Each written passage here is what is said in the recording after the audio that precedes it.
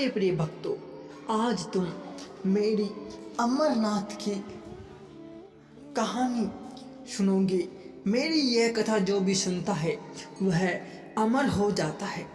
तो मेरे प्रिय भक्तों, अगर तुमको भी अमर होना है तो मेरी यह कहानी अवश्य सुनो। मैं पार्वती को एक कथा सुना रहा था। माँ पार्वती ने भगवान शिव से एक सवाल पूछा, जिसके बाद भोलेनाथ ने एक कहानी सुनाई और अमर हो गया कबूतर का जोड़ा।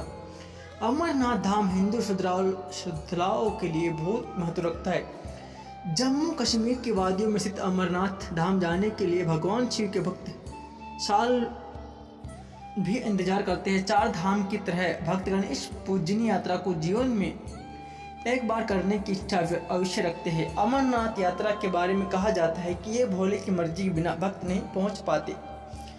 जिसे भगवान शिव बुलाना चाहते हैं वही इनका दर्शन कर पाते हैं।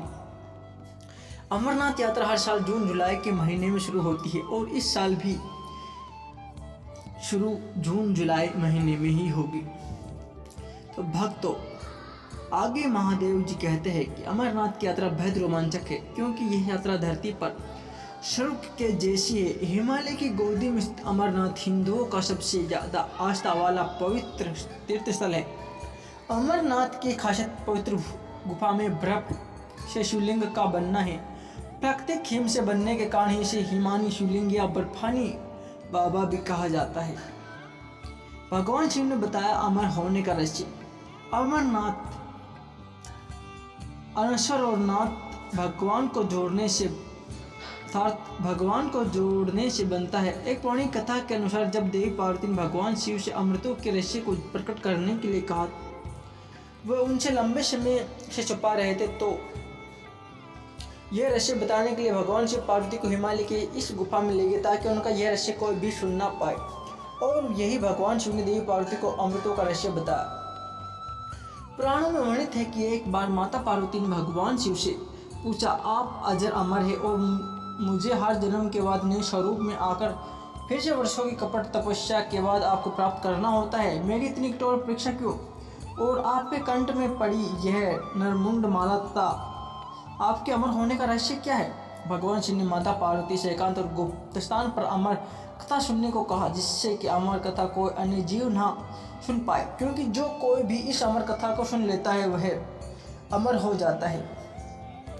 पुराण के मुताबिक शिव ने पार्वती को इसी परम पावन अमरनाथ गुफा में अपनी साधना की अमर कथा सुनाई थी, जिसे हम अमृतों कहते हैं। भगवान भोलेनाथ ने अपनी सवारी नंदी को पहलगाम पर छोड़ दिया, जटाओं से चंद्रमा को चंदनवाड़ी में अलग कर दिया और गंगा जी को पंचतरणी में तथा कंठाभूषण सर्पों को शेषनाग पर छोड़ दिया।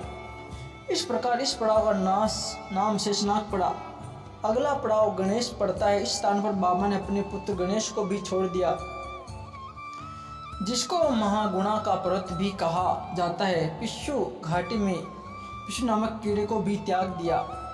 इस प्रकार महादेव ने जीवनदायिनी पांचों तत्वों को भी अपने से अलग कर दिया। इसके बाद माँ पार्वती साथ उन्होंने गुप्त गुफा में प्रवेश किया और अमर कथा माँ पार्वती को सुनाना शुरू किया। और वह अमर कथा दो कबूतरों ने सुनी।